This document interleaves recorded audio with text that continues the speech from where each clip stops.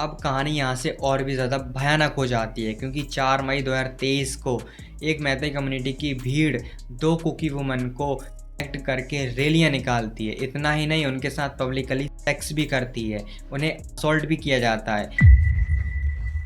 मणिपुर में एक बार फिर से सिविल वॉर जैसी सिचुएशन बन गई है। एक आग ने सिर्फ घर नहीं जलाया, बल्कि एक परिवार को ही पूरी तरीके से तोड़ कर रख दिया। एक 37 साल की महिला, उसके सामने उसके 5 साल के बेटे और 5 महीने की बेटी की मौत हो जाती है। अब सवाल यहाँ पर यह आता है कि आखिर ये सब हुआ कैसे। 7 अप्रैल 2026 को मणिपुर के विष्णुपुर इलाके में एक आम परिवार के घर पर अचानक से बम गिर जाता है। ये ब्लास्ट इतना खतरनाक था कि महिला और उसके दोनों बच्चे बहुत ही गंभीर रूप से घायल हो जाते हैं। तभी तीनों को हॉस्पिटल में एडमिट कराया जाता है, लेकिन इलाज के दौरान उसके दोनों बच्चों की मौत हो जाती है। अब इस घटना के बाद लोग इसके विरोध में सड़कों पर उतर आए, शहर में नाकाबंदी कर दी, पुलिस से झड़पें हुई और लोगों में गुस्सा इतना ज़्यादा बढ़ गया कि कई लोगों ने वहां पास में खड़े ऑयल टैंकर्स में आग तक लगा दी। इसलिए वहां पर सुरक्षा और ज़्यादा बढ़ा दी जाती है, लेकिन प्रोटेस्टर्स और सुरक्षा बलों के बीच भी झड़पें हो जाती है, जिसमें दर्जनों लोग घायल हो जाते हैं।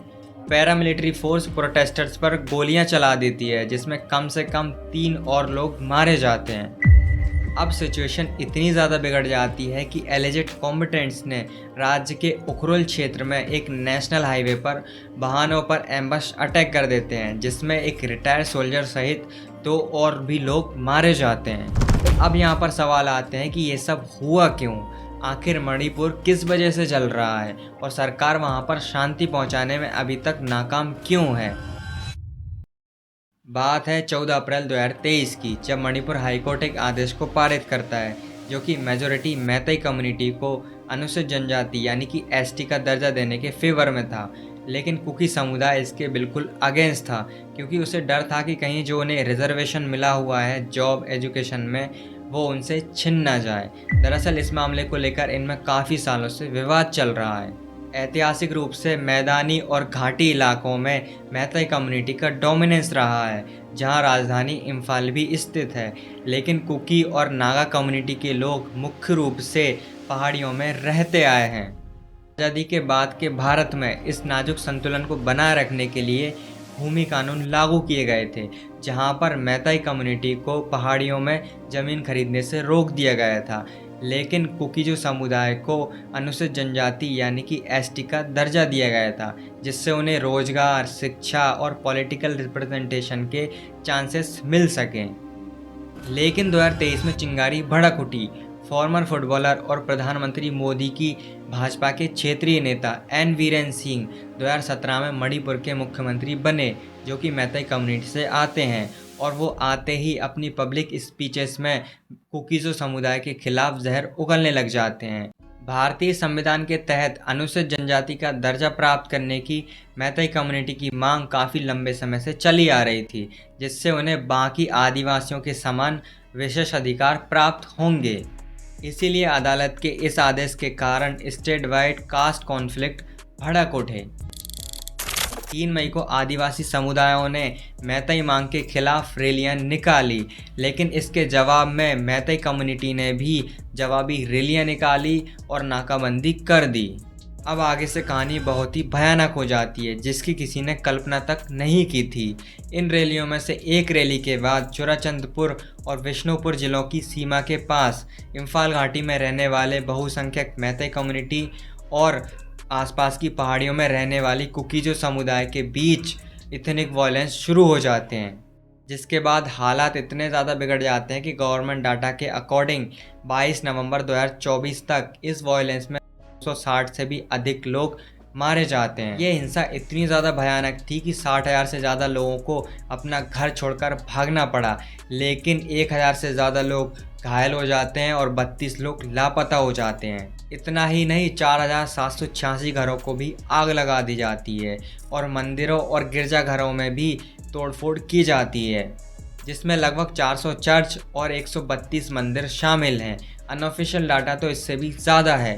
अब कहानी यहाँ से और भी ज़्यादा भयानक हो जाती है, क्योंकि 4 मई 2023 को एक मैतेई कम्युनिटी की भीड़ 2 कुकी वुमन को एक्ट करके रैलियाँ निकालती है। इतना ही नहीं, उनके साथ पब्लिकली सेक्स भी करती है, उन्हें असॉल्ट भी किया जाता है। भीड़ यहीं नहीं रुकती, उनके फादर और उनके यंगर ब्रदर को भी जान से मार देती है।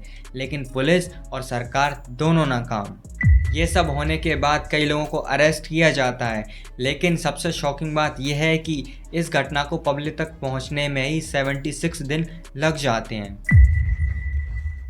इंडियन मेनस्ट्रीम मीडिया ने मणिपुर वायलेंस को पहले 2.5 महीने तक तो लगभग पूरी तरीके से इग्नोर किया। इस सब पर बात तभी हुई जब ये वीडियो चर्चा में आया। आज तक पर अंजना ओम कश्यप के शो हल्ला बोल में 5 मई से 19 जुलाई तक उनके शो का फोकस सिर्फ हिंदू मुस्लिम, द केरला स्टोरी, लव जिहाद इन्हीं सब पर था। सुधीर चौधरी के शो ब्लैक एंड वाइट में मई में मणिपुर पर सिर्फ 2 पार्ट दिखाए जाते हैं, 5 मई को और 31 मई को, वो भी तब जब गृह मंत्री अमित शाह राज्य के दौरे पर जाते हैं। मीडिया मणिपुर के वॉयलेंस को कवर करने की बजाय प्रधानमंत्री मोदी के अमेरिकी दौरे को कवर कर रही थी, लेकिन प्रधानमंत्री मोदी मणिपुर वॉयलेंस को सॉल्व करने की बजाय विदेशी दौरे पर भाग जाते हैं। साथ ही मीडिया इस बात को भी दिखाने में नाकाम रहती है कि किस टाइप से एन वीरेन सरकार और मैतेई नागरिक समुदाय ने सदियों से मणिपुर में रह रहे कुकीजो समुदाय को अपने से अलग दिखाने के लिए किस टाइप से रूमर्स को फैलाया।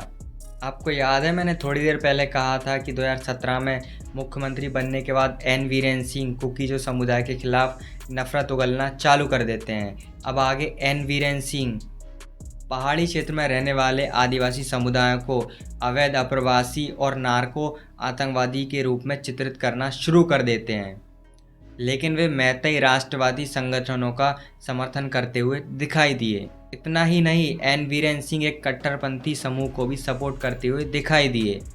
आरामबाई तेंगोल, जिसने 2023 की हिंसा के दौरान कथित तौर पर आदिवासी संपत्तियों को जलाने और नागरिकों की पीट कर हत्या कर देने की साजिश रची थी। लड़ाई के दौरान मुख्यमंत्री एन वीरेन सिंह पर आरोप लगते हैं कि उन्होंने मैतेई कम्युनिटी का पक्ष लिया। इस तरह से एन वीरेन सिंह की भाजपा सरकार मणिपुर में शांति पहुंचाने में विफल रहती है। अंततः फरवरी 2025 में एन वीरेन सिंह अपने मुख्यमंत्री पद से इस्तीफा दे देते हैं, लेकिन तब तक मणिपुर में भाजपा बहुत ही बुरी तरीके से कमज़ोर हो जाती है, क्योंकि हिंसा को समाप्त करने में अपनी विफलता के कारण वो अपना समर्थन मैतेई कम्युनिटी से भी खो देती है।